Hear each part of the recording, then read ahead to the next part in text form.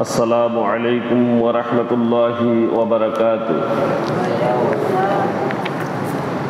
إن الحمد لله الأكرم الذي خلق الإنسان وكرم وعلمه من البيان ما لم يعلم،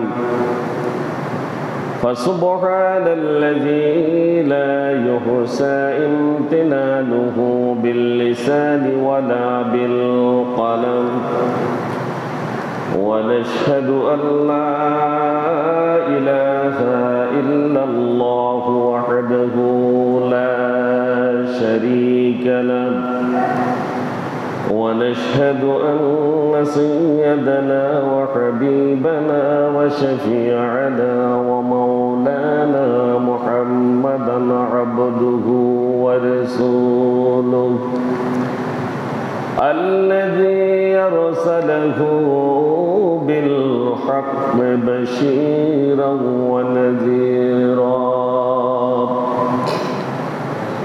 وداعيا إلى الله بإذنه وسراجا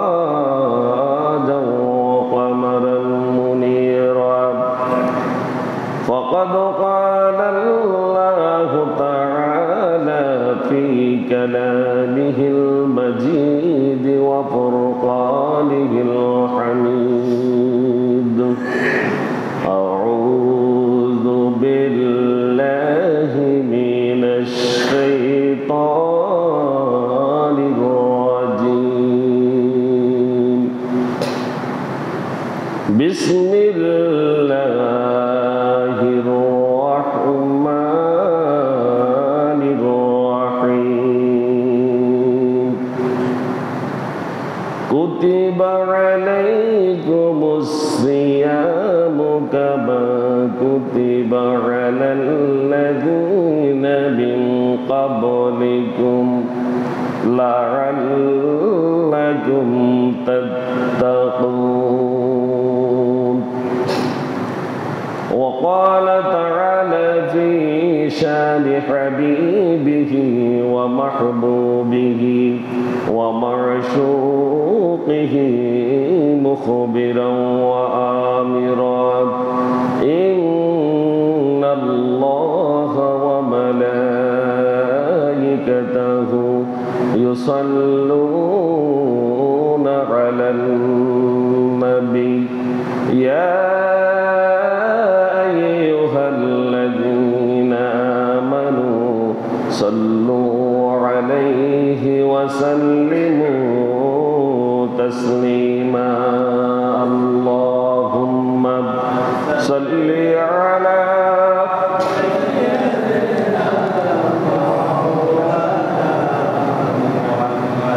وعلى آل سيدنا مولانا محمد. محبতের সাথে সকালে জোরে পড়ি: আল্লাহুম্মা সাল্লি আলা সাইয়্যিদিনা মাওলানা মুহাম্মদ ওয়া আলা আলি সাইয়্যিদিনা মাওলানা মুহাম্মদ। মরণ থেকে যতই পালাও মরণ তোমায় লইবে গিরি, যদিও পালাও সুদূর আকাশ পানে লাগিয়ে সিঁড়ি। আল্লাহুম্মা সাল্লি আলা সাইয়্যিদিনা মাওলানা মুহাম্মদ ওয়া আলা আলি সাইয়্যিদিনা مولانا محمد. بلغ العلا بكماله كشف الدجى بجماله حسنت جميع خصاله صلوا عليه وآله. मुझे कुछ मिले अना मिले मोहम्मद मिले याने वो शई जिसे अल्लाह मिले बलगल उला बिकमालिही कशफद्दुजा बिजमालिही हसनत जमीअ खसालिही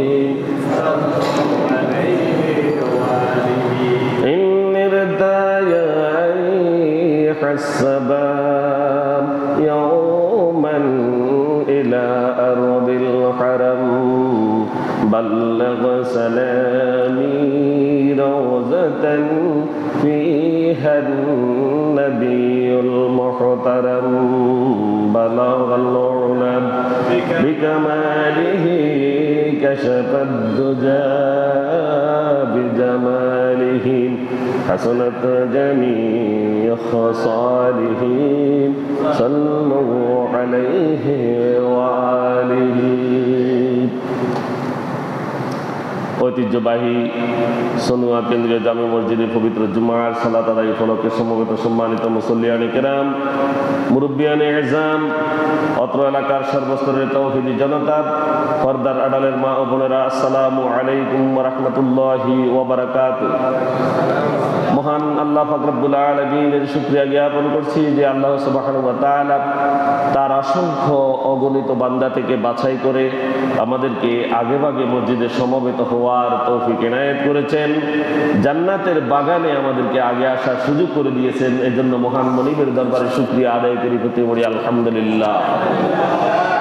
দরুদ ও সালাম পেশ করছি বিশ্ব মানবতার মুক্তির দিশারি, সর্বকালের সর্বশ্রেষ্ঠ মহামানব, মানবতার বন্ধু, দু জাহানের সরদার হযরত মুহাম্মদ রাসূলুল্লাহ, সকলে পড়ি সাল্লাল্লাহু আলাইহি ওয়াসাল্লাম।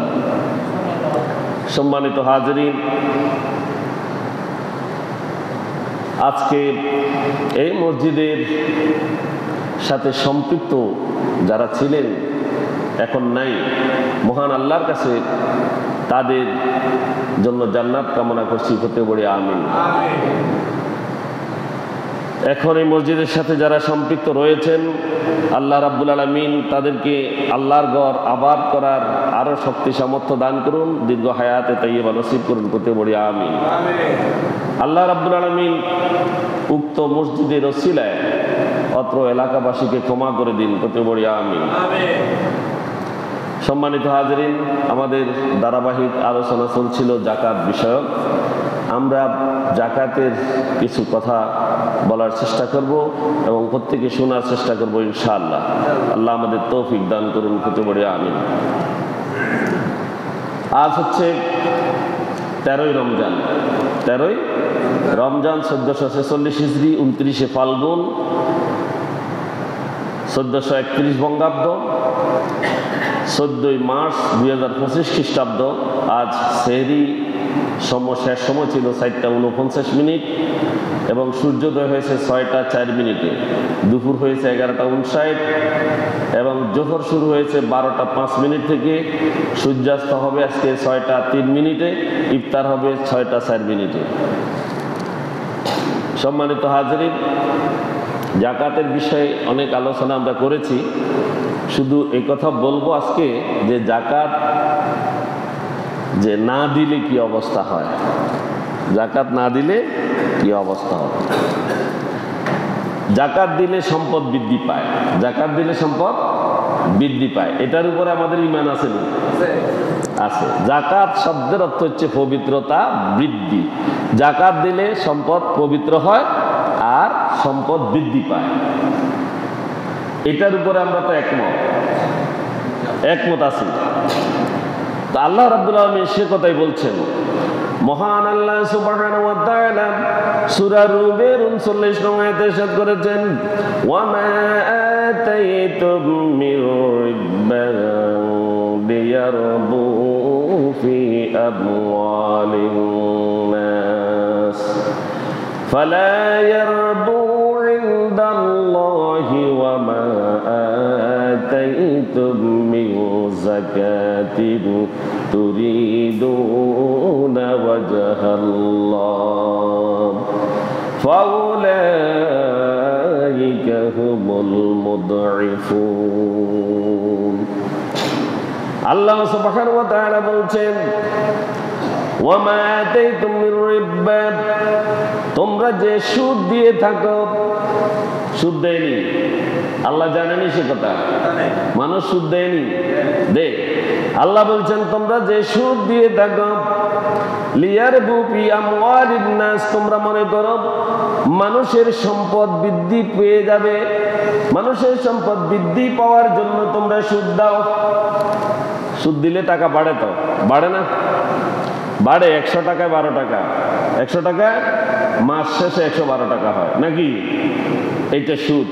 আপাত দৃষ্টিতে দেখা যাচ্ছে এটা বেড়ে গেছে নাকি? আল্লাহ কি বলছেন? ফালা ইয়ারবু ইনদাল্লাহ, মূলত আল্লাহর কাছে এটি বৃদ্ধি পায় না, আল্লাহর কাছে বৃদ্ধি পায় না। তাহলে ওয়ামা আতাইতুম মিন যাকাতিন, আর তোমাদের মধ্যে তোমরা যে যাকাত দিয়ে থাকো, ওয়াজহাল্লাহি, আল্লাহর সন্তুষ্টির উদ্দেশ্যে, আল্লাহর সন্তুষ্টির উদ্দেশ্যে তোমরা যে যাকাত দিয়ে থাকো তা বৃদ্ধি পায়। তা কি বৃদ্ধি পায়? তো এটা দেখা যায়নি, এটা তো কমে যায়। যাকাত দিলে তো কমে যায়, কমে যায়নি? এটার পার্থক্যটা আমি বলছি।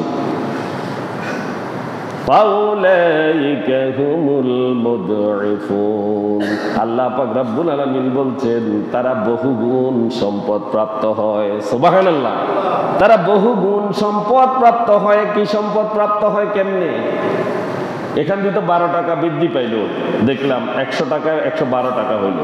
কিন্তু যদি আমি 100 টাকা থেকে যদি 2.5 টাকা যাকাত দিই, তাহলে তো আমার কমে গেল না? কমে গেছে না? আল্লাহ কি বলছেন? যারা যাকাত দিচ্ছে তাদের লাভটা কি দেখেন। 1 নম্বর, তাদের সম্পদ পবিত্র হয়ে গেছে, সে ওই সম্পদ খাওয়ার সাথে সাথে এটা তার শরীরে হালাল ভক্ষণ হচ্ছে, ঠিক কিনা? সে হালাল খাচ্ছে, 1 নম্বর লাভ। কয় নম্বর লাভ? 1 নম্বর।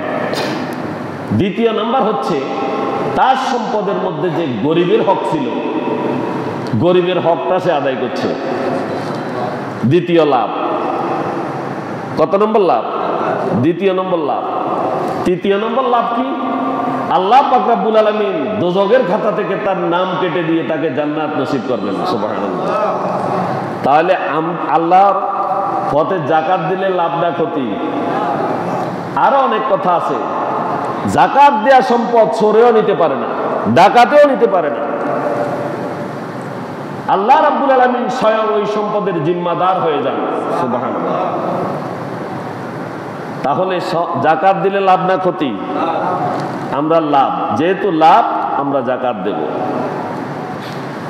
যাকাত যারা দেয় না, আল্লাহ সুবহানাহু ওয়া তাআলা ঘোষণা করছেন তারা কাফের। তারা কি? কাফের। এটা বিশ্বাস আসেনি? কোরআন বলছে। কে বলছে? কোরআন বলছে। আল্লাহ রাব্বুল আলামিন সূরা হামিম 7 নং আয়াতে ইরশাদ করেছেন, আল্লাযীনা লা ইউতুনাজ যাকাতা ওয়া হুম বিল আখিরাতি হুম কাফিরুন। কে বলছেন? আল্লাহ বলছেন আল্লাযীনা লা ইউতুনাজ যাকাতা, ওই সমস্ত লোক যারা যাকাত দেয় না, যাকাত আদায় করে না। দুইটা কথা আছে এখানে। ওয়াবিল আখিরাতি হুম কাফিরুন, তারা আখিরাতকেই অস্বীকার করে থাকে। আখিরাতকে অস্বীকার মানে কি? কাফের। আখিরাতকে অস্বীকার করা মানে কি? কাফের। সুতরাং এখানে বলা হচ্ছে আলোচ্য আয়াতে যাকাত অস্বীকার কিংবা যাকাত অনাদায়কে কুফরির সাথে তুলনা করা হয়েছে।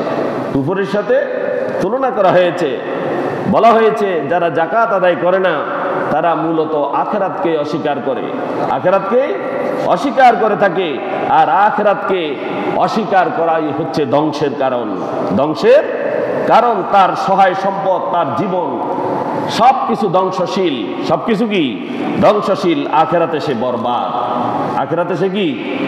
বরবাদ। এখন প্রশ্ন আছে একটা, যে আমরা যে আয়াতটি পড়েছি, এই আয়াতটি মদিনায় অবতীর্ণ হয়েছে।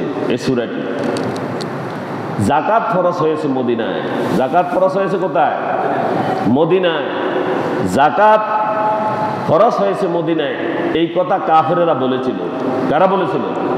কাফেরেরা বলেছিল যে জাকাত তো মদিনায় কি করা হয়েছে, জাকাতের নেশাব ধার্য করা হয়েছে, এই আয়াত নাজিল হয়েছে মদিনায়। কিন্তু না, সালাতের আয়াত যখনই নাজিল হয়েছে সেখানে জাকাতের আয়াত সাথে সাথে আছে, ঠিক কিনা? আকিমুস সালাহ ওয়া আতুজ যাকাত, জাকাতের আয়াত মক্কায় নাজিল হয়েছে। কোথায়? মক্কায় নাজিল হয়েছে। শুধুমাত্র নেশাব নির্ধারণ করা হয়েছে মদিনায়। কোথায়? নেশাবটা নির্ধারণ করা হয়েছে মদিনায়, কিন্তু জাকাতের প্রথম আয়াত নাজিল হয়েছে কোথায়? মক্কায়।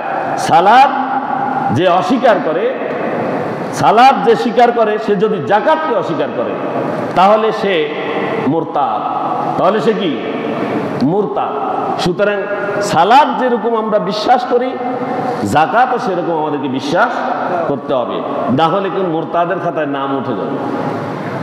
নাউজুবিল্লাহ বলবেন না। জাকাতের টাকা জমা রাখা ক্ষতিকর। জাকাতের টাকা জমা রাখা কি ক্ষতিকর? কে বলছেন?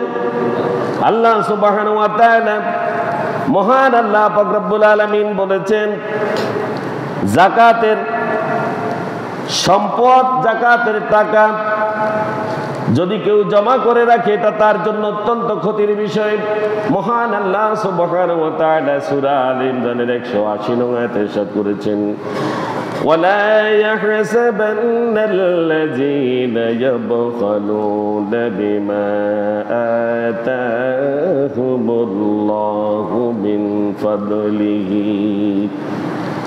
মিন ফাদলিহি হুয়া খায়রাল লাহুম বাল হুয়া শাররুল লাহুম সায়ুতাওয়াকুনা মা বাখিলু বিহি ইয়াওমাল কিয়ামাহ ওয়ালিল্লাহি মিরাসুস সামাওয়াতি ওয়াল আরদি ওয়াল্লাহু বিমা তা'মালুনা খাবীর। আল্লাহ সুবহানাহু ওয়া তাআলা বলছেন, ওয়ালা ইয়াহসাবান্না, প্রত্যেক মানুষকে উদ্দেশ্য করে আল্লাহ রাব্বুল আলামিন বলছেন তারা যেন মনে না করে, আল্লাযীনা ইয়াবখালুনা, ওই সমস্ত লোক যারা কৃপণতা করে, যারা বখিল, যারা কি বখিল, সম্পদকে যারা কুক্ষিগত করে রাখে, যারা ব্যয় করে না, বিমা আতাহুমুল্লাহু মিন ফাদলিহি, আল্লাহ রাব্বুল আলামিন তাকে যে সম্পদ দান করেছেন, যে সকল নিয়ামত আল্লাহ সুবহানাহু ওয়া তাআলা তাকে দিয়েছেন, এই সম্পদগুলো যদি সে কুক্ষিগত করে রাখে, এগুলো যদি সে ব্যয় না করে, ওয়া খায়রাল লাহুম বাল হুয়া শাররুল লাহুম, আর সে যদি মনে করে এই সম্পদ তার জন্য কল্যাণকর, এই সম্পদ জমিয়ে রাখা যদি কেউ যদি মনে করে তার জন্য এটা কল্যাণকর, আল্লাহ বলছেন বাল হুয়া শাররুল লাহুম, না সেটি কল্যাণকর নয়, বরং সেটি তার জন্য হচ্ছে অকল্যাণকর। সায়াতাওয়াকুনা মা বাকিলু বিহি, ওই সম্পদ কুক্ষিগত করার কারণে, ওই সম্পদ ব্যয় না করার কারণে, ওই সম্পদের জাকাত না দেওয়ার কারণে আল্লাহ রাব্বুল আলামিন বলছেন তার গলায় কাল কিয়ামতের ময়দানে মাহশরে সকল লোকের সামনে, এখন দুনিয়াতে কোনো কাজ, কোনো গর্হিত কাজ যদি করতে যায়, একজন ব্যক্তি যদি দেখি যায় কিনা চারদিকে, সে কত দেখে, ঠিক কিনা? দেখে কিনা যে আমার অন্যায় কাজ করছি এটা কেউ জেনে যাচ্ছে নি, কোনো চারদিকে সে তাকিয়ে দেখে। কিন্তু কাল ময়দানে মাহশরে সকল মানুষের সামনে ওই সম্পদগুলোকে তার গলায় বেড়ি পরিয়ে দেয়া হবে। নাউজুবিল্লাহ, তার গলায় সকল মানুষের সামনে সেই সম্পদকে বেড়ি পরিয়ে দেয়া হবে। ওয়ালিল্লাহি মিরাসুস সামাওয়াতি ওয়াল আরদ, আসমান এবং জমিনের একমাত্র, শুধুমাত্র, অনলি ফর, একচ্ছত্র অধিপতিকে আল্লাহ সুবহানাহু ওয়া তাআলা। কে? আল্লাহ সুবহানাহু ওয়া তাআলা। ওয়াল্লাহু বিমা তা'মালুনা খাবীর, মানুষ গোপন করছে, কৃপণতা করছে নাকি আল্লাহর পথে ব্যয় করছে, এই খবর কে রাখেন? কে রাখেন? আল্লাহ সুবহানাহু ওয়া তাআলা এই খবর রাখেন। সহিহ বুখারীতে আলোচ্য আয়াত সংশ্লিষ্ট একটি হাদিস রয়েছে। হযরত রাসূলুল্লাহ সাল্লাল্লাহু আলাইহি ওয়াসাল্লাম ইরশাদ করেছেন, এই হাদিসটি হযরত আবু হুরায়রা রাদিয়াল্লাহু তাআলা আনহু বর্ণনা করেছেন। আল্লাহ তাআলা যাকে ধনসম্পদ দান করেছেন অথচ সে যাকাত আদায় করে না, যাকাত আদায় করে না। সম্পদ সে কুক্ষিগত করে রাখে, সম্পদ সে গোপন করে রাখে, আল্লাহর পথে ব্যয় করে না। কিয়ামতের দিন তার ওই সম্পদ একটি লোমহীন কেশ বিশিষ্ট সাপে পরিণত হবে। নাউজুবিল্লাহ, সাপে পরিণত হবে এবং এই সাপটি হবে বিষাক্ত। কেমন হবে? বিষাক্ত। কেমন? বিষের কথা বলতাম নি, সাপ ইয়ার বিষ কেমন বলতাম নি, শুনতে চাননি?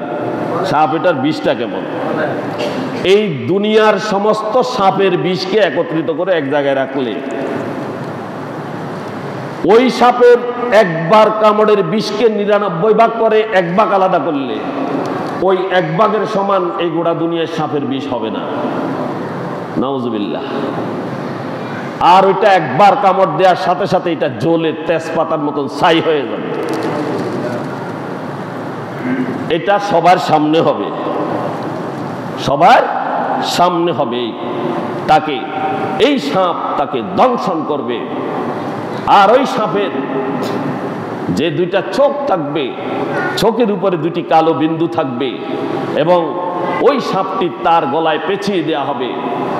আর সেটা গলার মধ্যে পেঁচিয়ে উঠে এখানে এসে তার কপালের সাথে শুধু দংশন করতে থাকবে। নাউজুবিল্লাহ।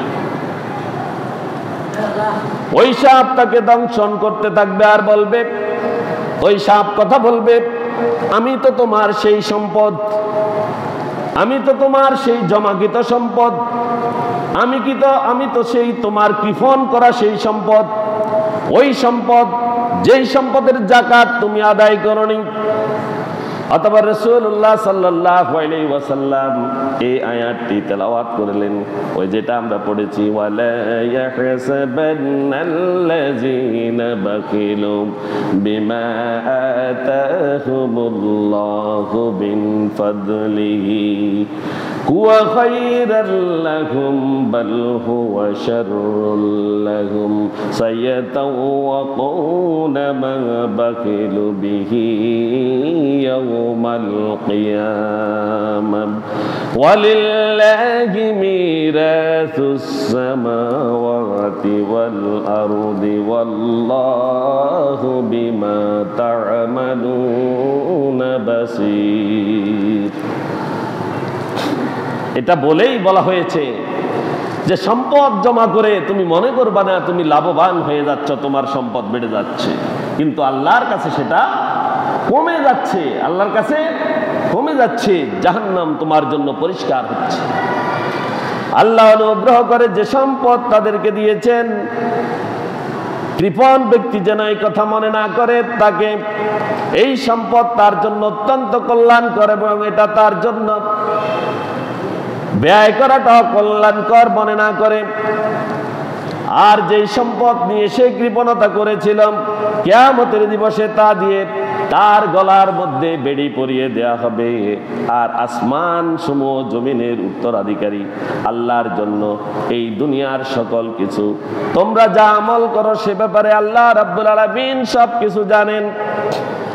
যাকাত না দিলে জাহান্নামে অত্যন্ত কঠিন শাস্তি হবে, জাহান্নামেও কঠিন শাস্তি হবে যাকাত যদি আদায় না করে।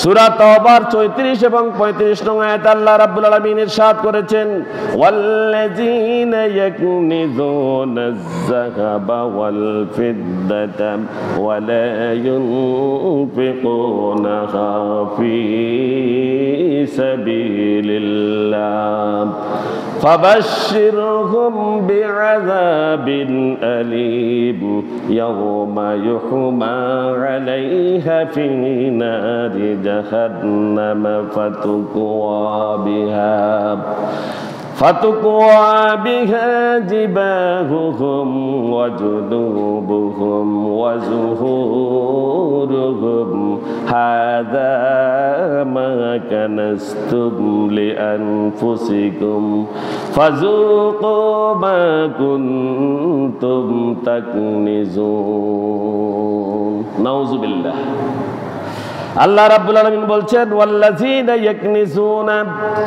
ওই সমস্ত লোক যারা সম্পদ জমা করে, যারা সম্পদ কি করে? জমা করে। আর এই সম্পদের মধ্যে রয়েছে জাহাবা। জাহাবা কি? সোনা, স্বর্ণ। মহিলাদের মধ্যে বেশি আছে, মহিলাদের মধ্যে বেশি আছে, এটা তাদের বেশি প্রিয়, বেশি প্রিয়। এটা না দিলে স্বামীরও জ্বালায়, ঠিক কিনা? খুব যন্ত্রণা দেয়। এটা যেমনটি সুন্দর মহিলাদের জন্য ভালো, তেমনটি খারাপও। তেমনটি কি? খারাপও যদি এটা যাকাত না দেয়।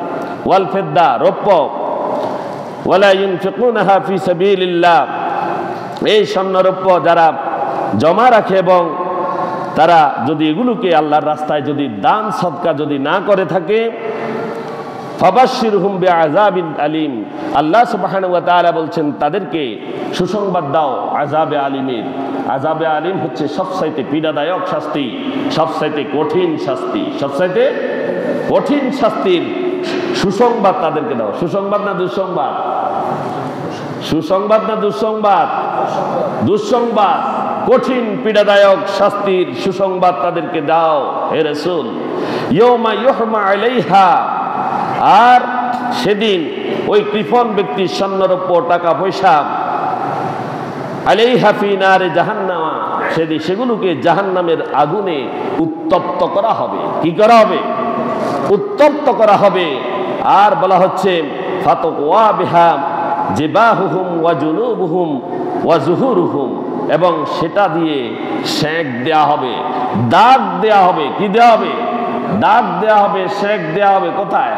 হাসরের মাঠে, সবার সামনে, সবার সামনে তাকে কি করা হবে? জিবাহুহুম, তার কপালের মধ্যে এই সম্পদ দিয়ে সেক দেয়া হবে। ওয়া জুনুবুহুম, এবং তার পার্শ্বদেশে, দুই পাশে, ডান পাশে এবং বাম পাশে। ওয়া যুহুরুহুম, এবং তার পিঠে, তার পিঠে সব দিক থেকে তাকে এই সম্পদ দিয়ে দাগ দেয়া হবে। হাজা মা কানাস্তুম, আর বলা হবে এই সম্পদ, যে সম্পদ যা তুমি জমা করে রেখেছিলে, যা তুমি জমা করে রেখেছিলে, এই সম্পদের স্বাদ আস্বাদন করলে আনফুসিকুম, তোমার নিজের জন্য, তুমি নিজে খাবে, তোমার বাল বাচ্চা খাবে, তোমার কি এই সম্পদ দিয়ে তুমি বহু কিছু হবে, তুমি নিজেকে বড়গিরি দেখাবা। এই সম্পদের কথা বলছে ফাজুকু, আল্লাহ বলবেন স্বাদ গ্রহণ করো। কি করো? স্বাদ গ্রহণ করো। আযাবা, কিসের? আযাবের। মা কুনতুম তাকনিজুন, যেই সম্পদ তুমি জমা করেছিলে, এই সম্পদের স্বাদ এখন তুমি গ্রহণ করো। নাউজুবিল্লাহ। সেটা সেখানে দেয়া হবে। তাহলে আল্লাহ রাব্বুল আলামিন আমাদেরকে যাকাত আদায় করার তৌফিক দিন, হতে পারে আমিন। এরপরে আসেন যে যাকাত না দিলে তাকে পাথর ছাপা দেয়া হবে। কি দেওয়া হবে? পাথর ছাপা দেয়া হবে। যদি যাকাত না দেয় তাকে পাথর ছাপা দেয়া হবে। ভয়ঙ্কর কিছু কথাবার্তা আছে।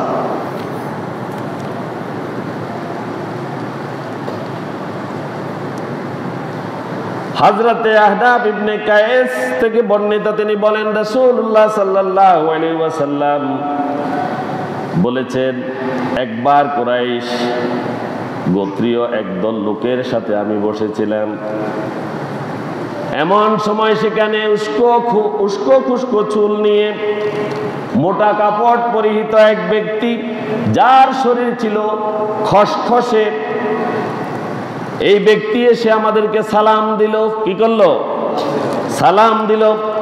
আর বলল যারা তাদের সম্পদ জমা রাখে এবং ওই সম্পদের যাকাত আদায় করে না, তাদেরকে এমন গরম পাথরের সংবাদ দাও, নাউজুবিল্লাহ, এমন গরম পাথরের সংবাদ দাও যা তাদেরকে শাস্তি প্রদানের জন্য জাহান্নামের আগুনে এখনো উত্তপ্ত করা হচ্ছে, নাউজুবিল্লাহ।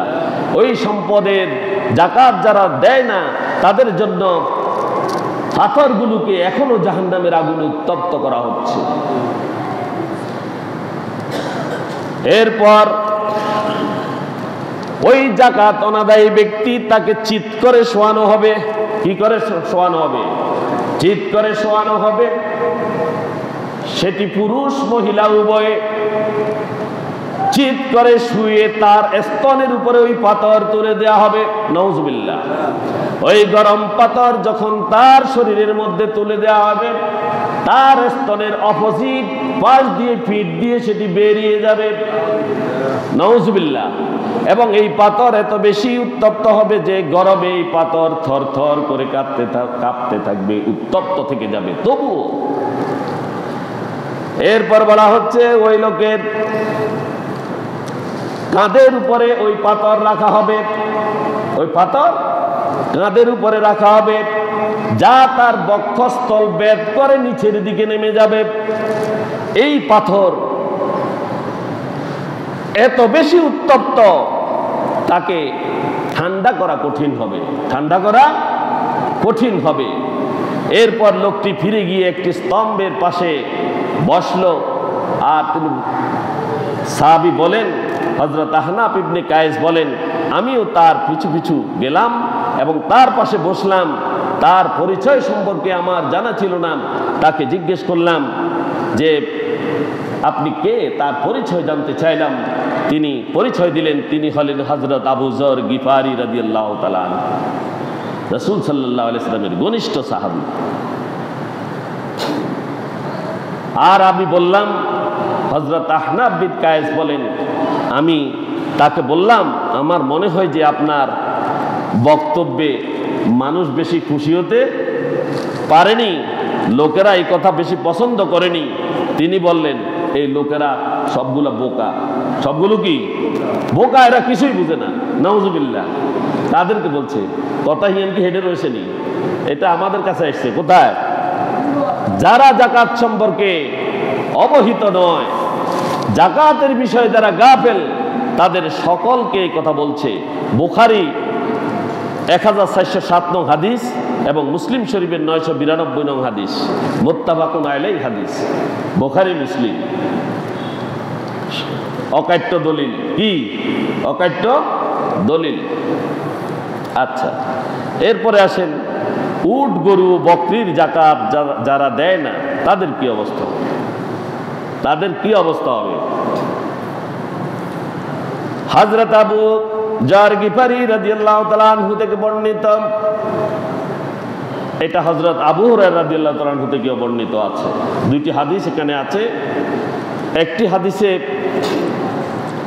যে গরুর কথা বলা হয়নি হযরত আবু হুরায়রা রাদিয়াল্লাহু তাআলা আনহুর হাদিসে, আর আবু যর গিফারি রাদিয়াল্লাহু তাআলা আনহুর হাদিসে গরুর কথাও আসছে। উট, গরু ও বকরির যাকাত না দিলে কি হবে, কি শাস্তি হবে?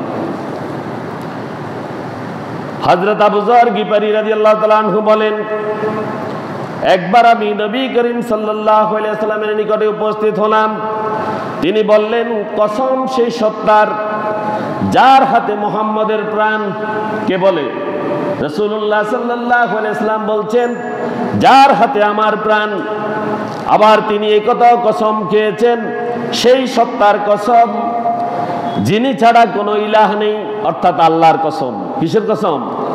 আরেক জায়গায় বলা হয়েছে অনুরূপ কোন কসম রাসূল সাল্লাল্লাহু আলাইহি ওয়াসাল্লাম করেছেন। এরপর তিনি বললেন, যে ব্যক্তি উট, গরু কিংবা বকরি থাকা সত্ত্বেও তাদের হক যাকাত আদায় করলো না, যাকাত আদায় করলো না, তবে সেগুলো যেমন ছিল তার চেয়ে অধিক মোটা এবং তাজা করে তার সামনে কাল ময়দানে মাহশরে হাজির করা হবে। গরু, মহিষ, ছাগল, বেড়া, গরু, মহিষ, ছাগল, বেড়া, এগুলোকে বেশি বেশি করে মোটা তাজা করে তার সামনে ময়দানে মাহশরে হাজির করা হবে, যেগুলোর জাকাত দেয়া হয়নি। এগুলোর জাকাতের কথা তো বলছিলাম, কি পরিমাণ এটা বলছি, তো প্রয়োজনে আরেকবার বলবো। এগুলোকে হাজির করা হবে। হাজির করা হয়ে পশুটি তাকে অতিক্রম করবে, তখন অতিক্রম করার সময় তাকে একটা লাঠি দিয়ে মাটিতে ফেলে দিবে। নাউজুবিল্লাহ। মাটিতে ফেলে দিয়ে কি করবে? তার খুর দিয়ে তাকে পিষতে থাকবে। কি দিয়ে? খুর দিয়ে তাকে পিষতে থাকবে, শিং দ্বারা গুতাতে থাকবে, শিং দ্বারা গুতাতে থাকবে।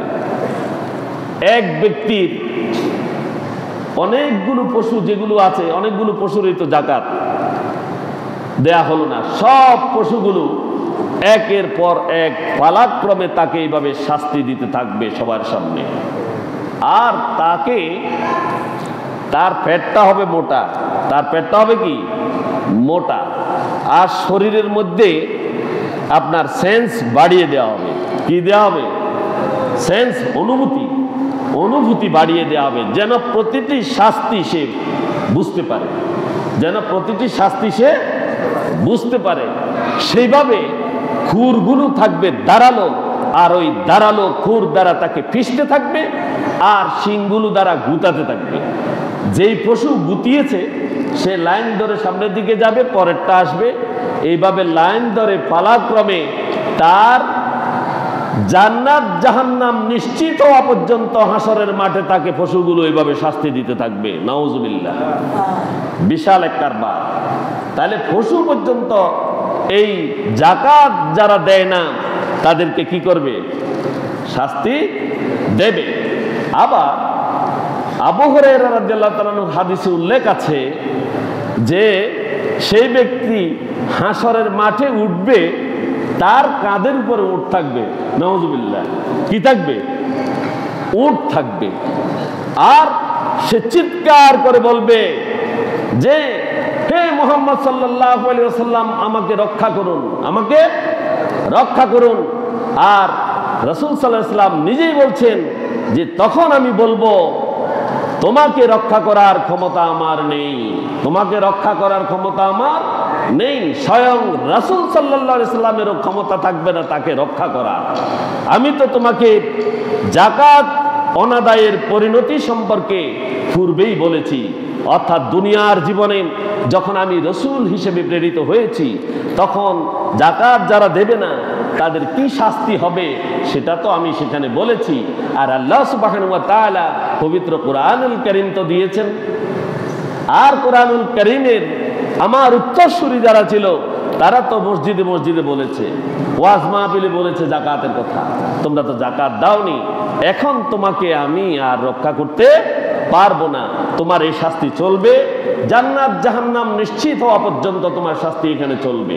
আর জাহান্নাম তো নিশ্চিত, জাহান্নাম তো কি নিশ্চিত, কারণ সে জাকাত অস্বীকার করলে সে মুরতাদ, জাকাত অস্বীকার করলে সে কি মুরতাদ, সে কি মুরতাদ। এখানে হযরত আবু হুরায়রা রাদিয়াল্লাহু তাআলা আনহু থেকে একটি হাদিস আছে যে রাসূলুল্লাহ সাল্লাল্লাহু আলাইহি ওয়াসাল্লামের ইন্তেকালের পর হাদিসটি বর্ণনা করেছেন হযরত আবু হুরায়রা রাদিয়াল্লাহু তাআলা আনহু। আবু হুরায়রা রাদিয়াল্লাহু তাআলা আনহু সম্পর্কে আপনাদের ধারণা আসেনি? হাদিস বিশারদদের মধ্যে, হাদিস বর্ণনাকারীদের মধ্যে তিনি পুরুষদের মধ্যে প্রথম, পুরুষদের মধ্যে প্রথম। এবং তিনি ছিলেন আহলুস সুফফাদের একজন, আহলুস সুফফাদের একজন, যিনি সবচাইতে রাসূলের কাছে ছিলেন বেশি, এবং তিনি বেশি হাদিস মুখস্থ করেছেন, এবং তিনি বেশি হাদিস বর্ণনা করেছেন, এবং তার বর্ণিত হাদিসগুলো সহিহ, তার বর্ণিত হাদিসগুলো কি সহিহ। হযরত আবু হুরায়রা রাদিয়াল্লাহু তাআলা আনহু, তিনি যে আবু হুরায়রা নাম যে আমরা বলছি, আবু হুরায়রা মানে বিলালের বাবা। কি বিলালের বাবা? তিনি, তার নাম ছিল আবু আব্দুর রহমান। তার নাম কি ছিল? আবু আব্দুর রহমান। আর তিনি বিড়াল পুষতেন, তার আস্তিনের মধ্যে একটা বিড়াল ছিল, সব সময় বিড়ালটাকে তিনি রাখতেন।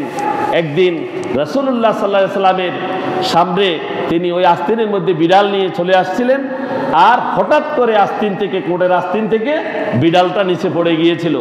তখন রাসূল সাল্লাল্লাহু আলাইহি সাল্লাম তাকে কি করেছেন, এই মশকরা করলেন যে ইয়া আবা হুরায়রা, ইয়া আবা হুরায়রা।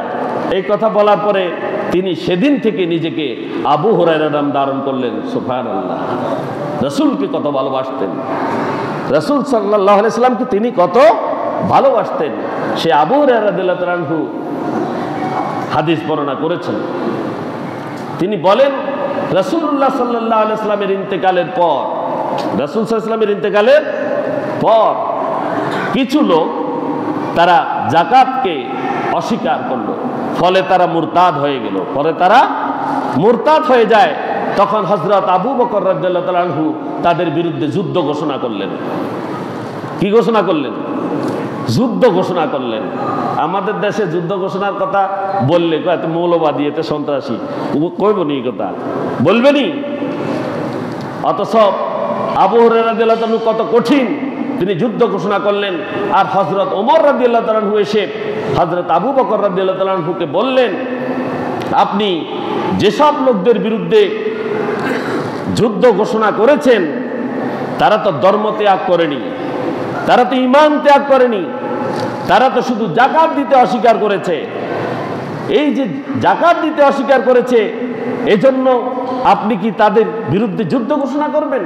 অথচ রাসূলুল্লাহ সাল্লাল্লাহু আলাইহি সাল্লাম বলেছেন, লা ইলাহা ইল্লাল্লাহ, এই কথা যে বলবে ফাদাখালাল জান্নাহ, সে জান্নাতে যাবে, এই কথা বলেছে।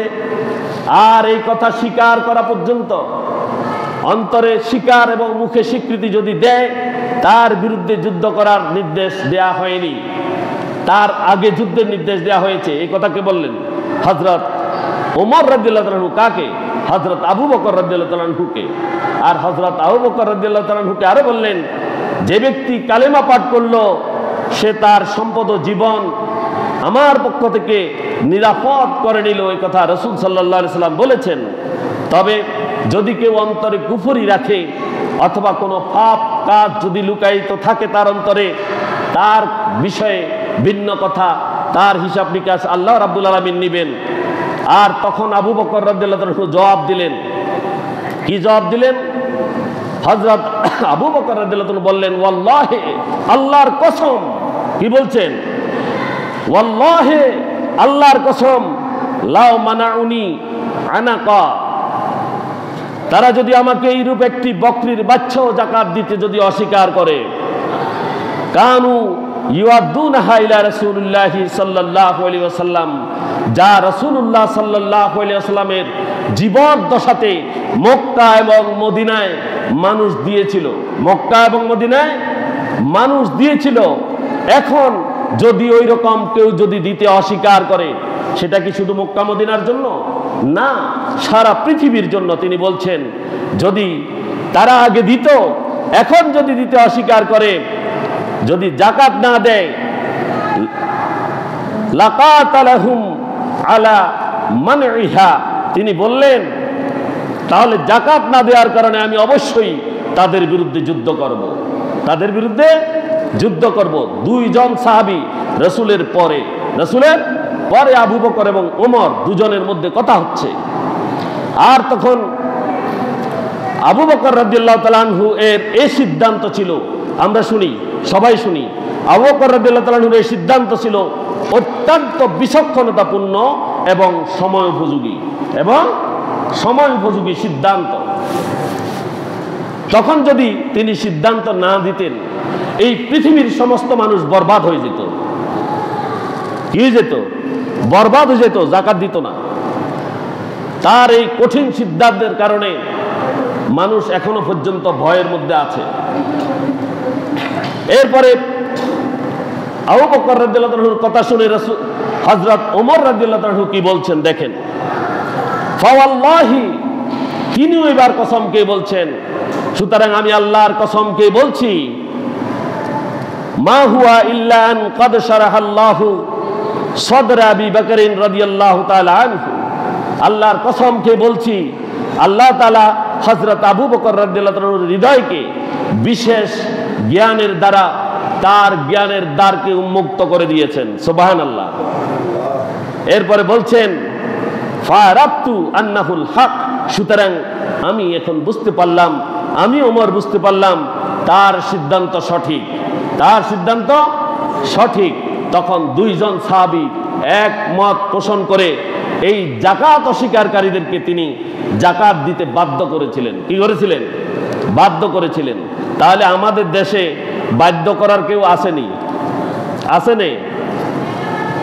আছে। আমাদের দেশে 8 বছরের শিশুকে দর্শন করা হয়। উহা শব্দ মুসলমানের মুখ দিয়ে বের হয় না। কিসের যাকাত, কিসের সালাত, কিসের ইসলামী শাসন, কিসের কি, কোনো কিছু আমাদের মধ্যে নেই, ইমানি চেতনাই নেই। চুরি, ডাকাতি, জেনা, ব্যভিচার, রাহাজানি, এরা কি বাইরের দেশ থেকে আসি কেউ করেননি? এদেরকে আবার অমুসলিম বলতে পারবেননি, ইমানদার নয় কথা বলতে পারবেননি। আপনি ভালো কথা বলছেন, আপনাকে বলে মৌলবাদী, আপনাকে বলে জঙ্গি, আপনাকে এগুলো বলে শাসিয়ে তারা দুনিয়ার বুকে যত সব অপকর্ম আছে সব করে যাবে। সাদাবাজি, দান্দাবাজি, গুন্ডামি, মাস্তানি যা আছে সব কিছু করছে। তারা কি কিসের এই যাকাতের কথা কি তারা শুনবে? যেখানে হযরত আবু বকর, ওমর যাকাত অস্বীকারীদেরকে সোজা করে ফেলেছেন। কি করে ফেলেছেন? সোজা করে ফেলেছেন। আর আমরা ইসলামী আইন অনুশাসনের কথা বলতে গেলে তাদেরকে আমরা বলি নানান ভাবে ট্যাগ লাগাই, ঠিক কিনা? ঠিক কথাই যেন এত আস্তে আসলো যেন, আমার কথার ভিতরে কি কোনো গন্ডগোল আসেনি? তো ঠিক আসতে বললেন কেন? জোরে বলেন, আল্লাহ সাক্ষী হয়ে যাক যে আমরা ইমানের বলে বলিয়ান হতে চাই, ঠিক কিনা? আমরা আমাদের ইমান, আমাদের চেতনা, এই রমজান আমাদের কাছে কেন এসেছে? আমাদের গুনাহ মাফ করার জন্য। কি জন্য? গুনাহ মাফ করার জন্য রমজান এসেছে। এই রমজান এসেছে, ইকরা শব্দটি এই কোরআনে এই রমজানে নাজিল হয়েছে। ইকরা, পড়ো, কোরআন অধ্যয়ন করো, আর কোরআন অধ্যয়ন করে শিখো। আল্লাহ রাব্বুল আলামিন কি বলেছেন, কোরআনে কি উল্লেখ করেছেন সেটা পড়ো। পড়ে এই কোরআনকে মানো, পরিশুদ্ধ হও, মুত্তাকি হও। লাআল্লাকুম তাত্তাকুন, কুতিবা আলাইকুমুস সিয়াম, তোমাদের উপরে রোজা ফরজ করা হয়েছে। কামা কুতিবা আলাল্লাযিনা মিন ক্বাবলিকুম, যেমনি ফরজ ছিল তোমাদের পূর্ববর্তীদের উপরে। লাআল্লাকুম তাত্তাকুন, তোমরা মুত্তাকি হও, তোমরা পরহেজগার হও, তোমরা আল্লাহ ভীতি অর্জন করো। কি করো? আল্লাহ ভীতি অর্জন করো। রমজান নিয়ে এসেছে আমাদের কাছে শিক্ষা। আর আমরা রমজানে একটা 8 বছরের শিশুকে আমরা আজকের এই মসজিদ থেকে এই দর্শনকারীদের ফাঁসি চাই। বলেন সবাই, ফাঁসি চাই। আল্লাহ রাব্বুল আলামিন তাদের ফাঁসির ব্যবস্থা করে দিন, তাদের শাস্তির ব্যবস্থা করে দিন। সরকারের কাছে আবেদন করব যে তাদেরকে কঠোরভাবে শাস্তি দেওয়া হোক। তাদেরকে, তারা যেন তাদের এই শাস্তির দৃষ্টান্ত দেখে আর বাকিরা যেন সোজা হয়ে যায়। ইসলাম শান্তির ধর্ম, কিন্তু অশান্তি সৃষ্টি করছে এক জাতের মুসলমান নামধারী দুর্বৃত্তরা, ঠিক কিনা? এই দুর্বৃত্তদেরকে যেখানে পাবেন সেখানে দমন করবেন।